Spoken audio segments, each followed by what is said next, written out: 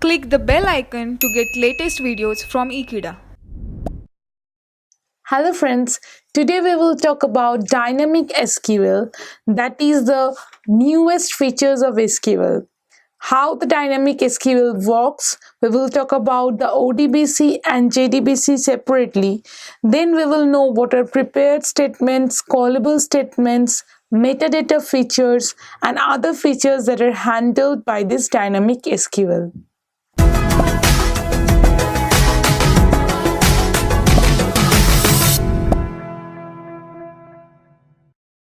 In SQL, as we know that there is a performance of fetching data, inserting data, defining the schemas in a database. Now these databases are needed to be considered to join in the host languages or in our real life need.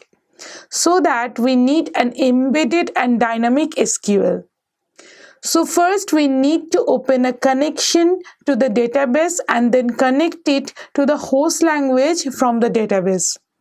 Now the database that is connected to the host language via a server, so the dynamic SQL supports and provides the idea that the queries can be run or execute at the runtime.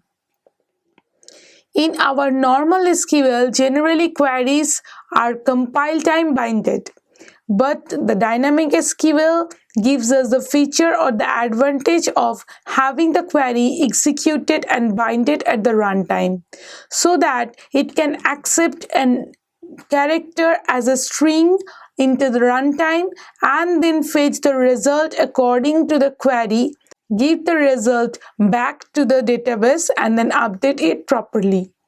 So the dynamic SQL is very useful by handling the real life applications because sometimes we cannot provide the data on the beforehand while preparing it. So we can give it while executing the actual queries that we want the information on this basis. So the dynamic SQL can give us the opportunity to provide the facility. Now the first type of dynamic SQL that we will discuss today is a JDBC or Java Database Connectivity. As the name suggests, the Java database connectivity deals with how a Java, being a host language, can be connected to a database, and all the operations that can be performed on a database can also be performed in a Java host language, including the Java Database Connectivity or JDBC. Nowadays, we do not use the full form. We'll always use the abbreviation JDBC for our uses. So the JDBC connectivity gives us that first to connect a database to the host language, then perform the operations on the host language as we can perform it in the SQL or the database language, and then give the result back to the database as an updation or as an output to our queries. First, we will solve a problem that how to connect a database and how to use a Java database properly. So the parameters that we can have to connect to a database to a host language can have these two parameters, the UID and the password. And these both are string data types and can also be used from the user end to provide their user ID and password so that connect to that particular database to the host language. So inside the try block, that is the block to be tested for the database connection, is the class.forName function. So we use procedure for the procedure-oriented programming languages and functions or object-oriented programming languages. So here the class.forName is the operation to fetch the class or the database class that we need to connect to a host language. So here we are considering the Oracle JDBC driver. So we are providing the driver name as the class name of the connectivity. Now the most important part is this connection.con. The connection is a class and con is the particular object of that class which will be getting stored of the value that a driver manager which are getting the connection from this driver JDBC Oracle.thin and at the rate of this db.tel.edu, that is the particular database, their port number and name. So total this is providing the actual information to which database that we want to connect, and now the user and the password of the user, so that the user get connected to this particular database. So the database contains the server name, at the rate, the actual university name, or the any other enterprise's name, and now the port number and along with the user ID or the username of the database. Now the statement variable st is considered to use and then be used in the database connectivity for the statement creation. So we are first creating a statement variable, so then we can use all the statements while querying or fetching the database values using this st variable, because it is of a statement type. So now we are actually performing an update operation as a statement, so that we are using the statement variable st to perform the execute update. Now we need to consider that execute update is a part of the JDBC construct, while this insert into instructor values, that is a insert into table name values followed by all the values of data that needed to be stored inside the database, is the part of the SQL construct. Now we are combining this execute update with the actual SQL statement here. And if there is any error, syntactical, logical or runtime inside this try block, we will try to catch it in the catch block. So it is a very easy and convenient to use this catch block for an SQL exception type, which is I am considering SQLE, and then displaying that if the try block has got an error in it, so the cannot insert tuple message will be displayed to the user. Next type of is we are using and fetching the data and storing it in a temporary variable, that is a result set variable rs. Now in rs we are using the statement variable st to execute the query at selecting the department name and the average salary of that department from the instructor relation.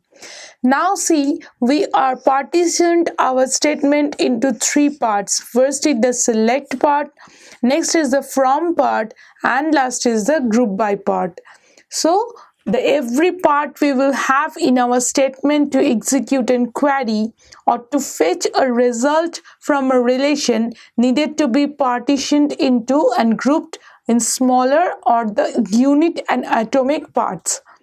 So the select part cannot be broken further, so as to the form and so as the group by. So we need to partition it in the atomic way, so that the result set rs can get execute this query, fetch the result and store it in the rs variable.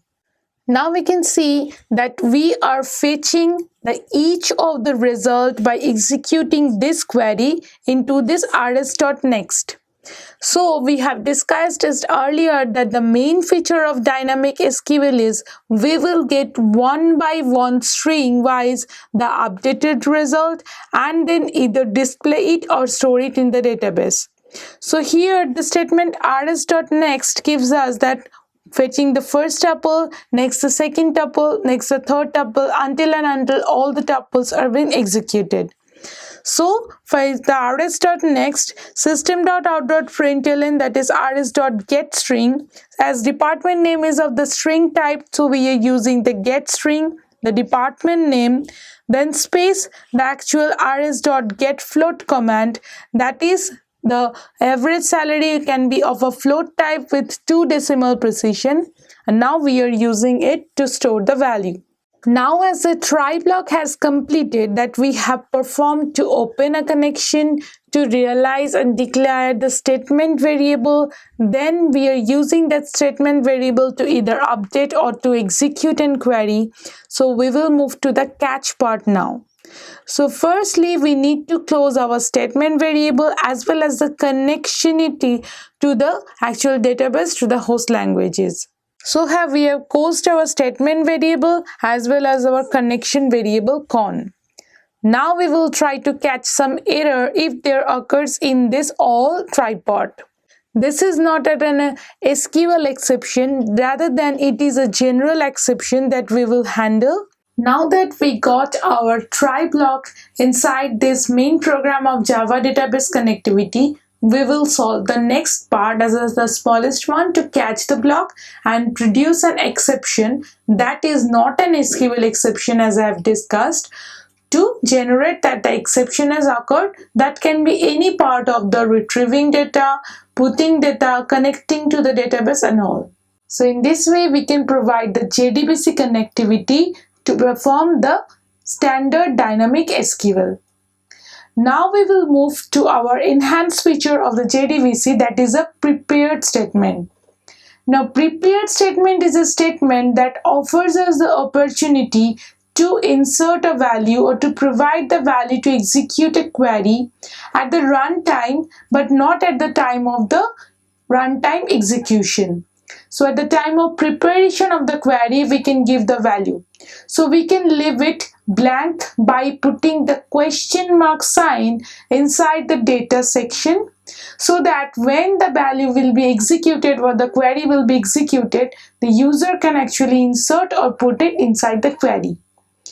The main use of using this prepared statement is that sometimes maybe the value is wrong to the preparation time. So whenever the query will be executed, that can produce an error or logically errored message. Now, if the value can be put by the user at the execution time of the query, but not the connectivity database time, so the value added time will be there to check it and put the actual original and corrected value to the database. Now the prepared statement class is a derived class from the connection class of the JDBC. Now connection class is inherited into the prepared statement class, and that has got a particular object oriented method or a paradigm to show us that the prepared statement is a kind of statement which will be used to put the question mark as an empty value or an empty space to provide the memory area where the actual data can be put. So we'll now see that how to use a prepared statement. See, while executing this statement as in prepared statement variable PS, by using the connection variable con to actually use the prepared statement, insert into the table name values, we have not introduced the values yet. So even it at the runtime of this connectivity, we are not providing the values to the program. But while actually executing the query, or when this statement will be executed at the time of the database connectivity and using the SQL, so we can put this value to the query and get out the result that we want using the corrected input. Now I am using this variable types to set the values against the prepared statement. So now my statement has been prepared and we can recheck these values while actually inputting it again the question marked values. Now the same with the statement, the execute update will be executed and then we can get the fetch value or updated the database. Now that we have updated this particular tuple to our relation instructor, we now want to insert a value that has got these three values same, but the first value is just changed to the 7758. So how can we do that? We can just update the set string once again to actually make change to this value. But how can we refer to the set string that it has got to change this one or this one? So we need to introduce a number that is considered to be the sequence ordering of the particular prepared statement. So that we need to first number it and then give the actual value. So it will be changed like, now using this number we can actually change the following and the needed data type and their values to the particular one, so that I can put 7758 against the one set string of operation. So now two of the tuple will be updated Again 7757 Chem Physics and 1,25,000 and 7758 Chem Physics and 1,25,000. So in this way we can use the prepared statement as its most useful way to insert the values at the runtime one by one of the data type and the attributes of that particular tuple in a relation. Now we will talk about another issue that we faced in this prepared statement, that is a part of the dynamic SQL. Let us see and look at an example first. See, if we execute this statement, what will happen? Look at this inverted, double and single and comma separation first. See, we have starting with a single inverted comma, then the double inverted comma, then ID separated by a comma, name separated by a comma, department name separated comma, the ITP of the particular department. Now separated by, we can see here the syntactical change that we have put this to interchanging with this. Now this will create a problem if something is there with this single inverted as a part of its value. Say supports a name of the department instructor is O. Henry. So it is absolutely fine to have something to put this O. Henry as a part of the department name or the name of the instructor. Now, as this single inverted comma is being used to define inside this double inverted comma, so we can generate an error by executing this type of update statement. So we need a method to rectify the situation and provide the user the utmost facility to use single inverted comma as a part of their data value. So the dynamic SQL provides a method called SQL Injection. This SQL Injection allows us to input the value with a single inverted comma with the command followed by this. See, here also we have made this type of mistakes of swapping the inverted commas to get the name of that particular SQL query. Now, if there is any mistake and we can put this value like, now if x or y equals to y and we have put this query of this input, so the statement will now become, see the changes here, I have checked this name against this x or y equals to y. So it will be a malicious or get even worse if something this happens here. So it will be matched for this x and y both because it existed the single inverted comma here followed by the double inverted comma, that is the exclusion statement in an SQL execution update. So when I am performing this, so the double inverted comma inclusive of this particular single inverted one will be considered the same as this y. So it is becoming the statement of shorting it down like, see this SQL statement against this. So it considered this one as a single predicate and this one as another predicate, which will generate an error for us because it doesn't stand for any predicate to our instructor relation. Because the name equals to x is fine because it will be checked that name attribute against the value x, but not any y attribute against the value y.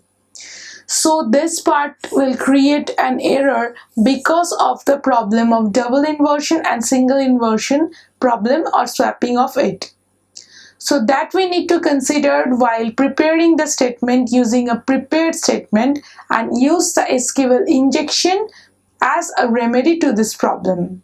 So we can use an escape sequence or escape sequence statement as a replacement of this one to have the SQL injection done. So to properly execute it, we should write, now it will return our desired relation because I have made use of this single inverted comma by putting an escape sequence every time I need that particular single inverted comma as a part of the data value but not as the data attribute name. Next, the section we will discuss today is a callable statement.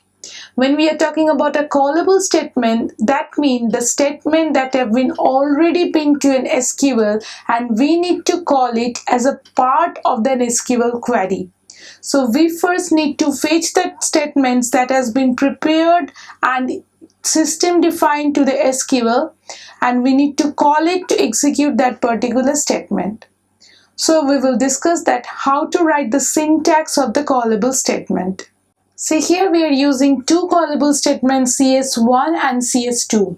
The first one is concerned with the prepare call of the call for some function. See, the main difference of this function and procedure is there is a return value of this function but no return value of the procedure. We can use the prepare statement syntax, that is to put a question mark as a part of the parameter to the function and procedure both. Now this callable statement can be used to use the stored registered values of the SQL parameters of function and procedures. We can use the register parameter or register value construct to actually first register this function and then use that function or procedure as a callable statement inside the JDBC connectivity.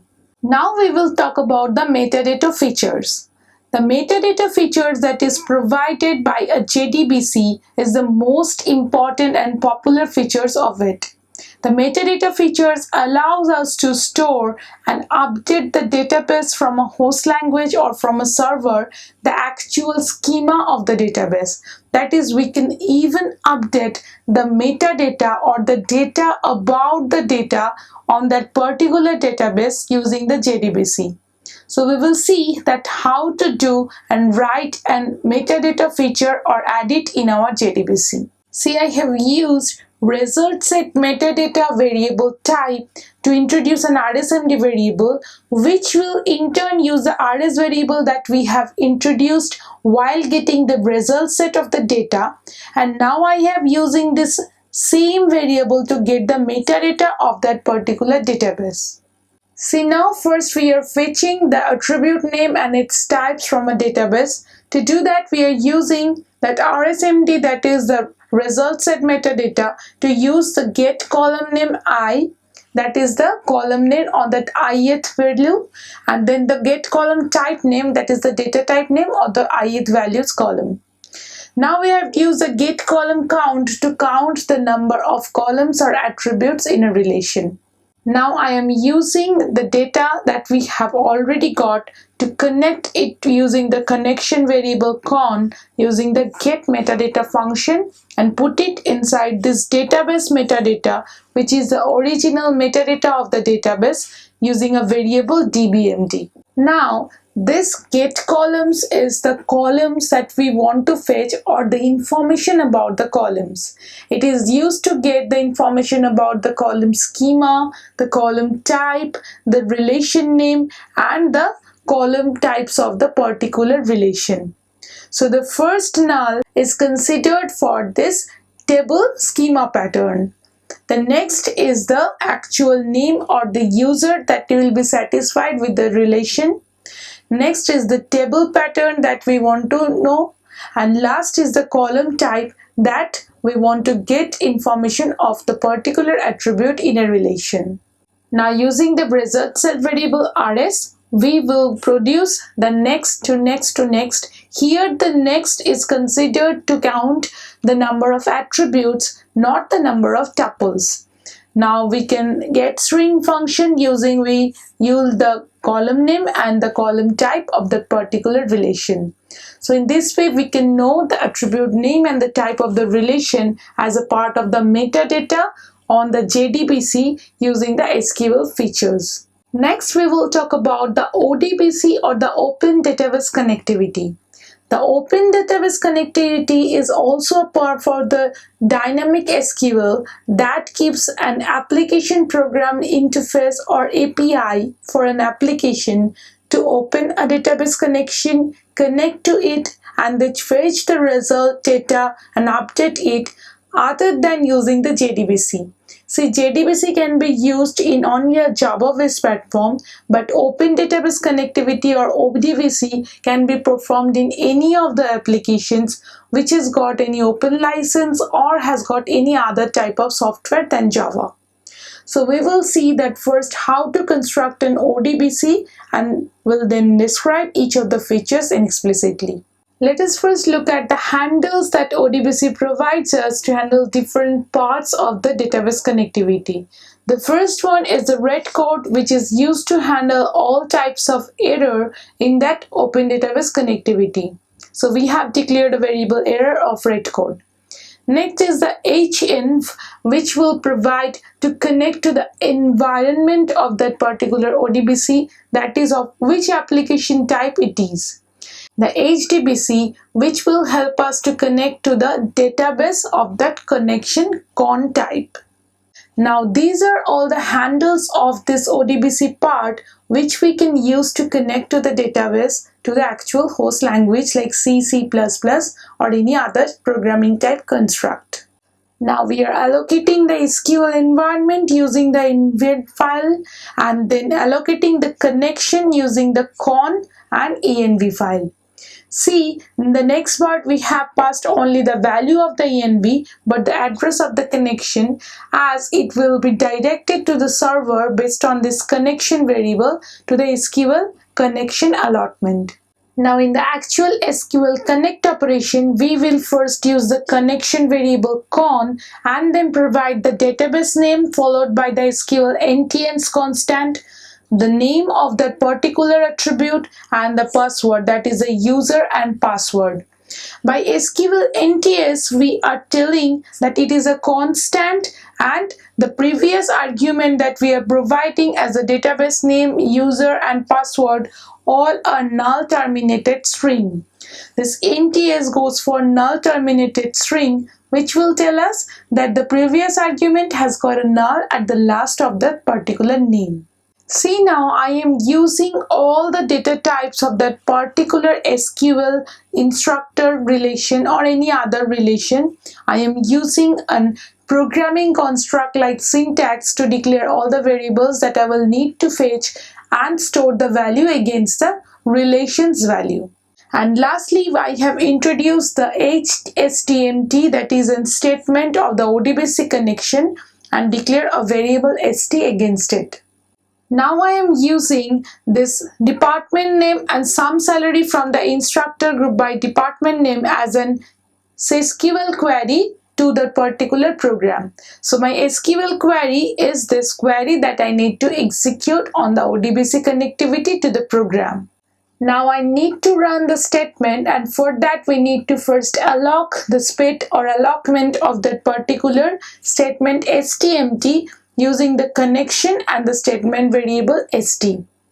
Now I am using the execution statement of the ODBC, that is the SQL exec direct operation, which will be given with the statement, the SQL query that I want to execute, followed by the SQL NTS constant.